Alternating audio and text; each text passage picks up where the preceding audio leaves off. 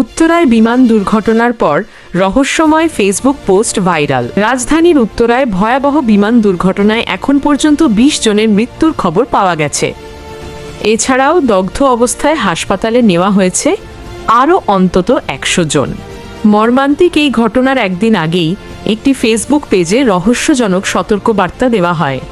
২০ জুলাই রোববার ফেসবুকে anonymous main page নামের ভেরিফাইড পেজটিতে বলা হয়, একটি স্কুল ভবন ধসে পড়তে যাচ্ছে, যার ফলে বহু শিশু প্রাণ হারাবে।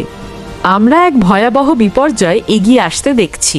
পোস্টে আরও বলা হয়, এই বিপর্যয়ের মূল কারণ হবে ভবনের অবহেলাজনিত রক্ষণাবেক্ষণের অভাব। আমরা আমাদের সর্বোচ্চ চেষ্টা করব এটি ঠেকাতে।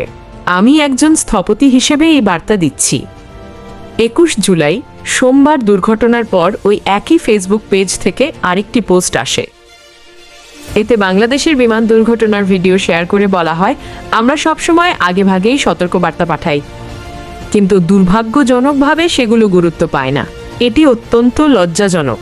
পোস্টে আরও বলা হয়, বর্তমানে একের পর এক বিপর্যয় ঘটছে, তাই আমাদের বার্তাগুলো মনোযোগ দিয়ে শুনুন এবং আগে থেকেই প্রতিকার খুঁজুন, না হলে ক্ষতির দায় আপনাকেই নিতে হবে।